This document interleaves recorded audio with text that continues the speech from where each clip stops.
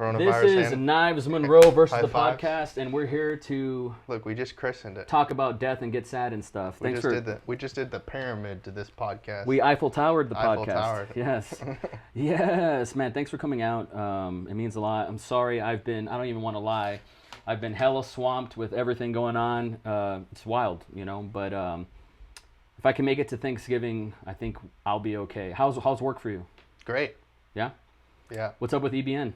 What's up with EBN? Yeah.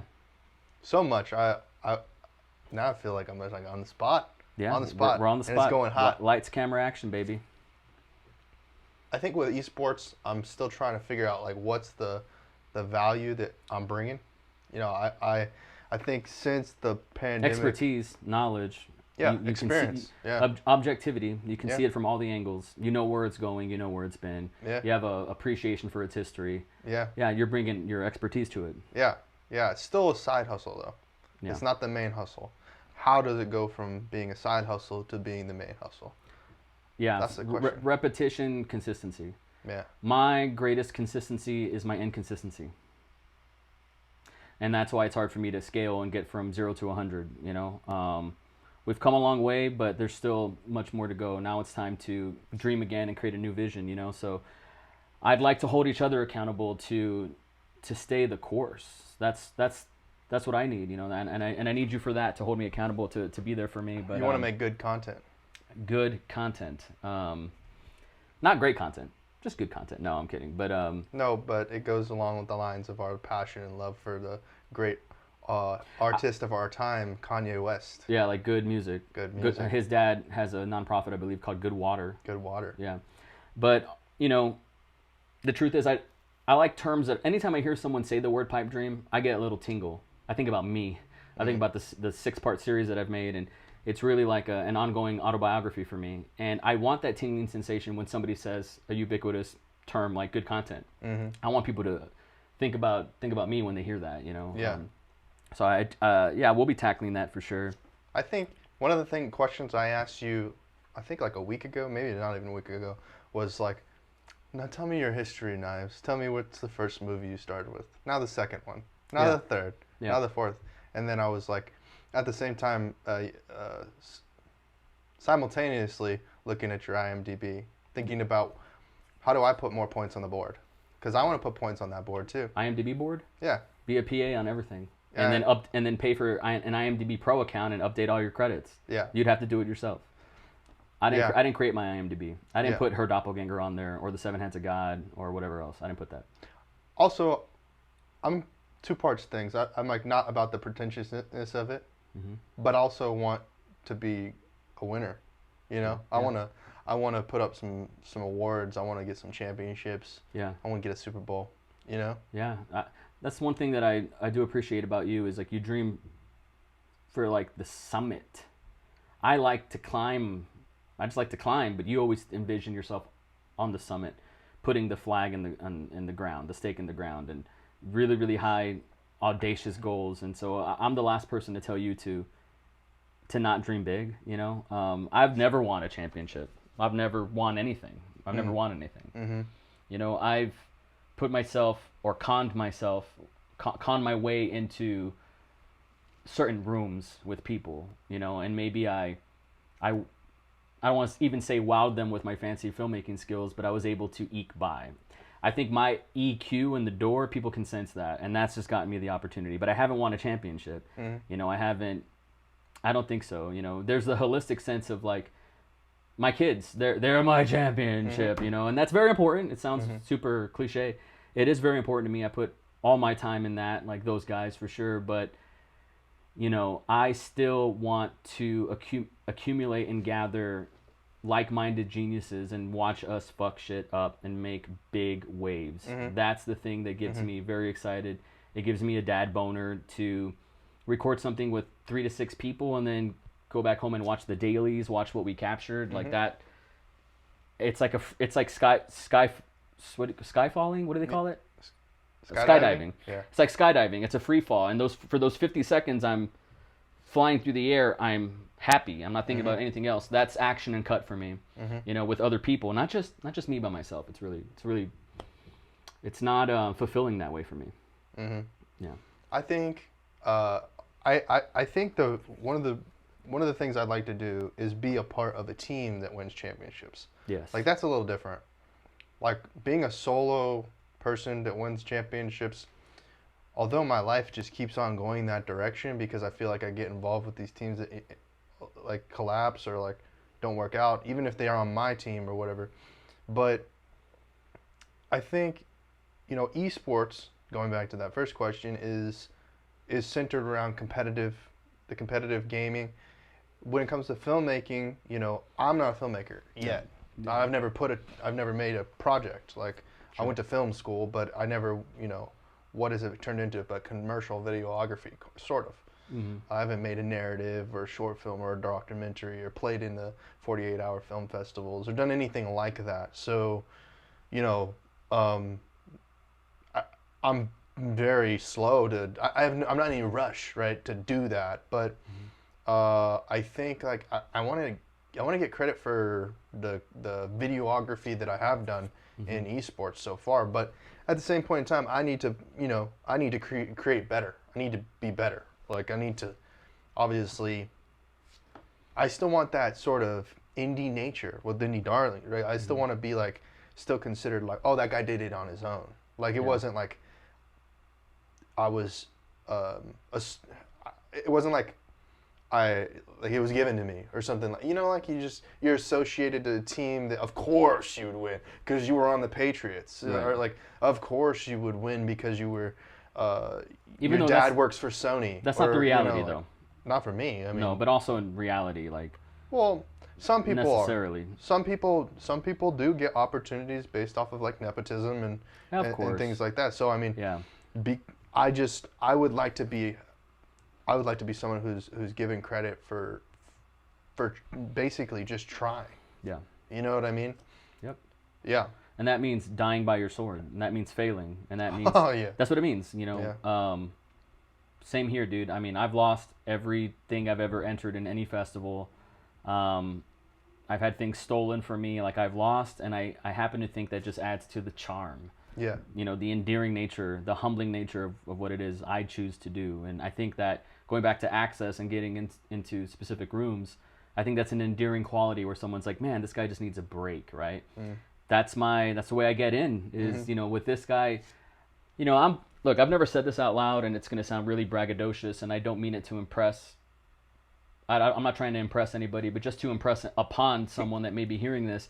People have reached out to me throughout my entire career for the past 10 years and have said, one of these days you're going to make it.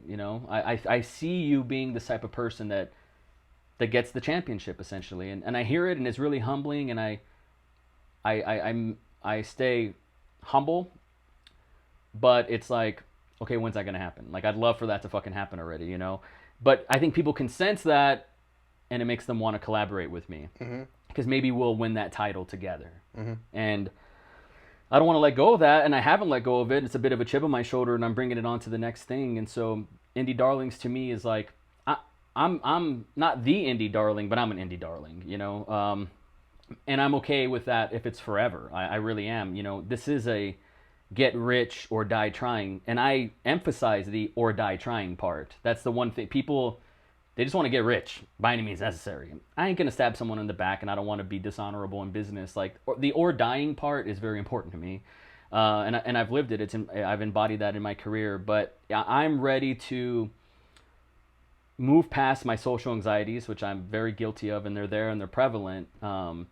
And connect with people and not be such a flake, which I'm also very guilty of, and bring the flowers at the door and bring the value and compound that. I've been in Austin for on again, off again for about 8 years. I still haven't found my people. You're the closest dude, thank goodness, that is that. And I think when we met each other, we both realized a kind of kindred spirit there where it's like together I think we could fuck shit up. It's, and that's what I want to do. I want to fuck shit up. I really do. And you make a bigger wave and a bigger impact with more force, and 2 people is more force, 3 people, 5 people, it's more force. What happens when it turns into 12? You got the Avengers, you got the X-Men, and you start really having fun. And if I don't want to do this if I'm not fucking having fun. I wouldn't have invested my time and sacrifice my time with everybody else. You know, I've missed funerals and weddings and birthdays with my kids, and you know, for an opportunity, and I wouldn't have sacrificed all that if it wasn't for progression, evolution, and fun. I want to have fun again, you know, like this shit wasn't fun for a while, and I finally feel at a place where it could be fun. And I think you need to have people together in the same room to do that. So that's why I'm glad you're here. Yeah. Another thing is like communication. So like something that this pandemic has really enlightened, I think a lot of people on, and me as well, is you need to get more at bats. Yeah. And the only way to do that is to reaching out to people. You know, strangely enough, we just happen to be in the same place at the same time, and we just hit it off. You're really good at reaching out to people, though. I'm not. I don't even know where to start. Well, I have tremendous contacts and acquaintances from across the globe, but here in Austin, locally, not so much. I gotta be honest. Like I just end up, people randomly show up in my life. You know what I mean? Like I'm doing my best to amplify my message out there on social media, offline, online, everywhere, right? And saying, hey, I'm out here. Look at me. Yep. Pay attention. I'm trying to do something. Yep. I think I can bring a lot of people along with me. Yeah. You know, that's the thing that I'm attempting to do. And I want to have fun.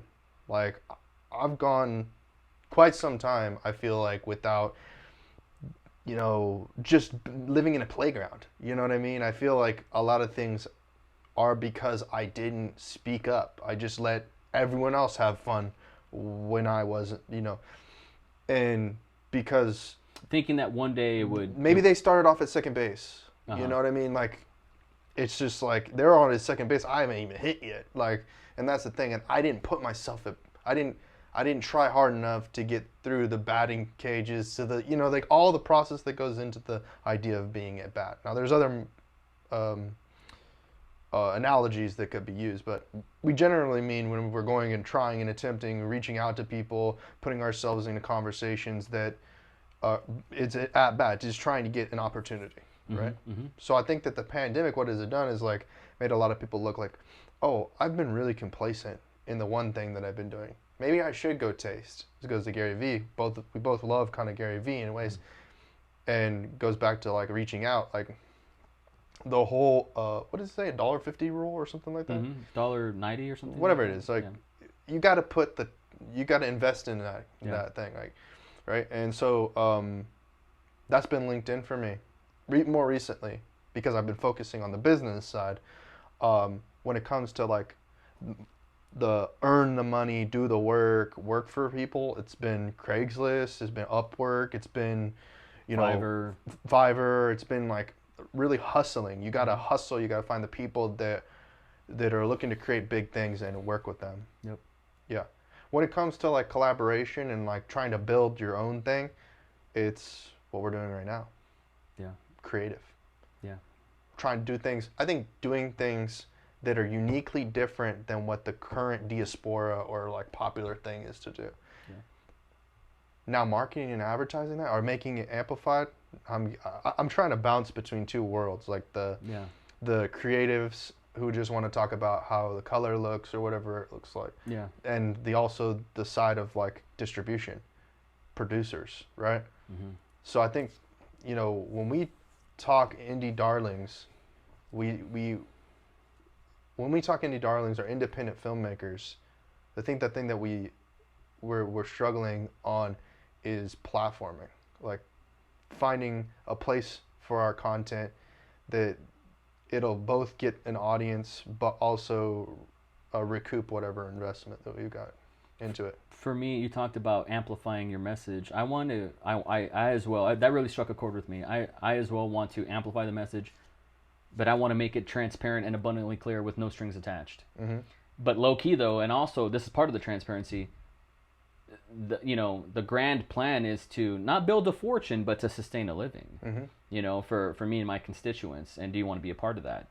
That to me is what it is. Like, I want to amplify the message. All I have is the message. What you said about the platforming is true to an extent. Like, I don't amplify that on LinkedIn. I don't do it on Instagram, really. Facebook and YouTube and TikTok, I flirt with. I dabble, but I don't like I said, my biggest consistency is my inconsistency. I haven't gone quadruple down as much as I know I'm capable of.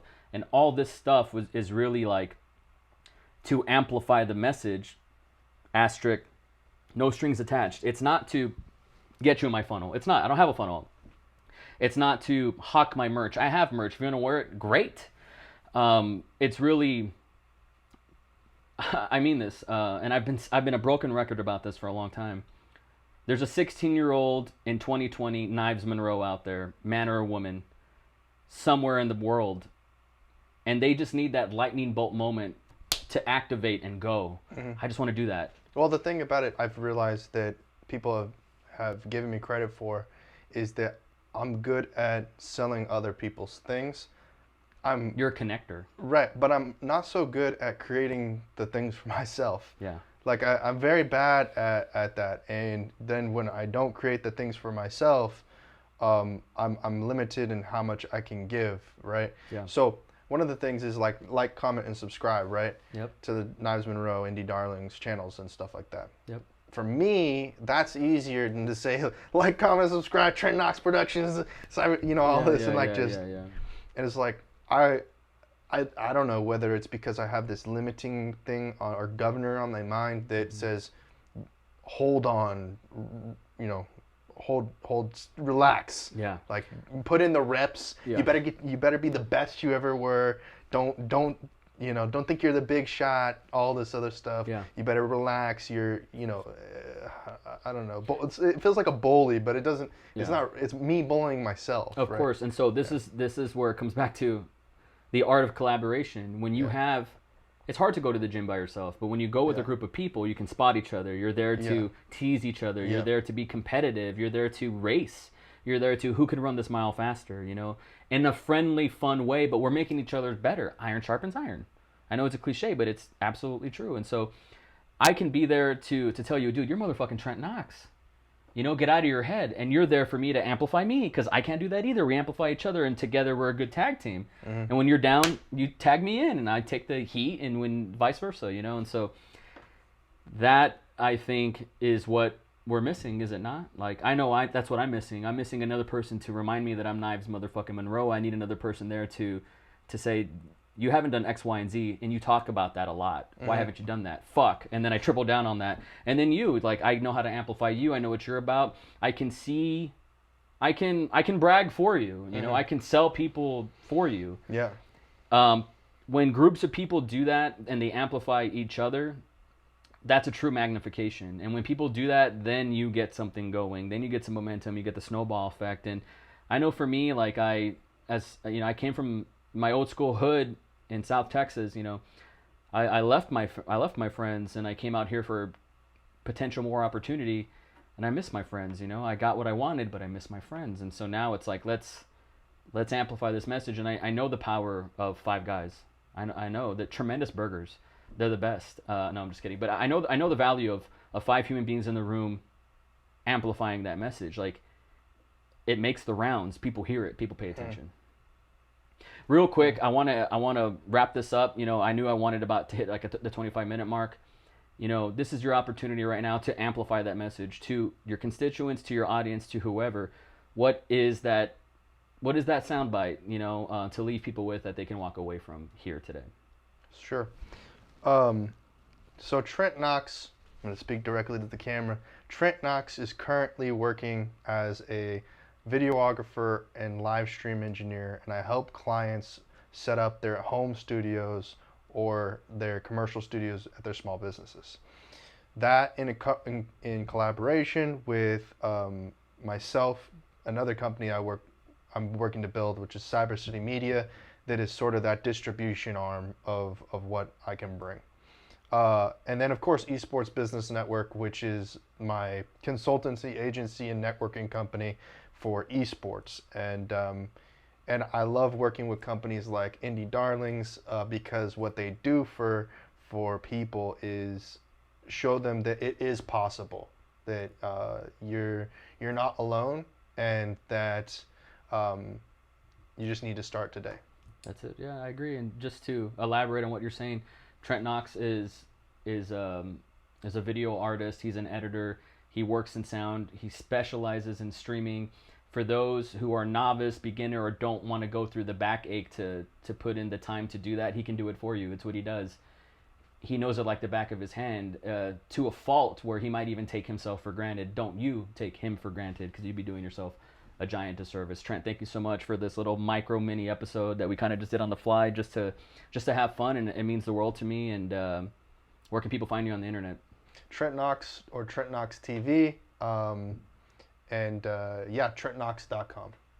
Thank you so much for watching. We'll see you guys next time. Keep a force field around your heart. I love you. There it is. So proud of you.